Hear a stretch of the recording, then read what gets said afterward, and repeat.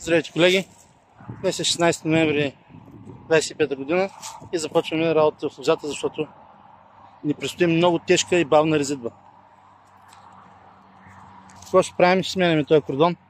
Ще го правим на гио, на така нареченото гио. Какво е характерно за гио? Характерно е, че главата на гио, така наречената глава, откъдето тръгват пръчките и чеповете, са под основната тел. Това е много важно. Това е нашата основна тел. Значи всичко трябва да махнем, което е над тази тел и да използваме пръчки, които са под телта в зоната на главата. И това няма да е никак лесно и бързо, колеги. Ето тук, виждам, че има и повредена конструкция по някаква причина. Те са мъчили да ремонтират, но всичко е увиснало. Гледнете даже как е увиснал тук кордона. Ако някой може да ми каже, моля ви, че защото нямам такъв опит, виждам, че има наклонени колови, така виждате наляво. Ако някой знае как се ремонтират тези колови, ако има опит, моля да ви каже. Сега аз няма в момента в това филм, че няма да говоря точно за... Няма да говоря формировката, как се формира, какви пръчки избираме и какви са изискванията. Искам да ви кажа нещо, което е много важно. Точно в този момент. Това са болестите по многогодишната дървесина. Болестите по многогодишната дървесина наричат гейска, еутипоза и така нататък. Аз не се старая да ги помня, защото просто няма смисъл. Това са над 20 вида гъби ги причиняват и няма никакво лечение. Така че каквото е такова. Те са освен това нелечими. Имало във Франция някакъв препарат, мисля, че на база арсен. Обаче той се натрупал и са го забранили и така нататък. В момента нямаме препарат, с който да се предпазим от тези гъби, които живеят в многогодишната дървесина. Те са в, както казах, многогодишната дървесина. Ето тук. Вижте тук как е засегнато, че ми пречи малко да не се вижда. Тези гъби живеят вътре в многогодишната дървесина, а спорите им са отвънка. Вие не можете да ги видите, нали? Не можем да ги видим, но те са тук отвънка и се разпространяват. Те не се разпространяват на големи разстояния, но се разпространяват много дълго време.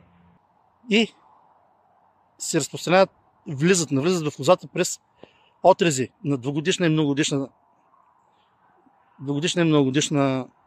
дървесина. Казват, че през отрези на едногодишна дървесина не прониква. Но двугодишна и по-нататък прониква. Сега ще ви покажа, колеги, тук реалността. Тук няма, колеги, нали? По какво се лечат тези болести по многогодишна дървесина? Ами сега тук ще ви покажа. Ето, виждате как е с променен цвят. Някой път промяната в цвета се дължи на ножицата, но когато имате, ето вижте сега тук за какво става въпрос, много добре ще се илюстрира. Тук е вече значително голямо повреждане. И тази лоза, тези лози, които са сегнати, казах ви, че проблемът е много голям в цяла Европа. Няма лечение, затова трябва много да внимаваме да се поддържаме така лозата, че да не допускаме тази болест.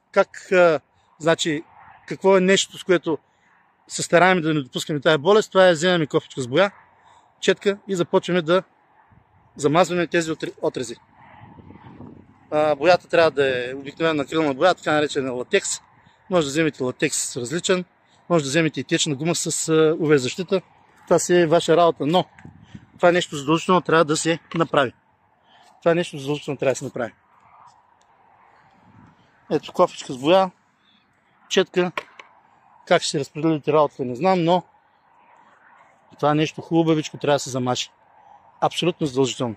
Обаче, което иска да ви кажа, че е много по-важно е това, че, както ви казах, колеги, спорите са тук в тия кордони.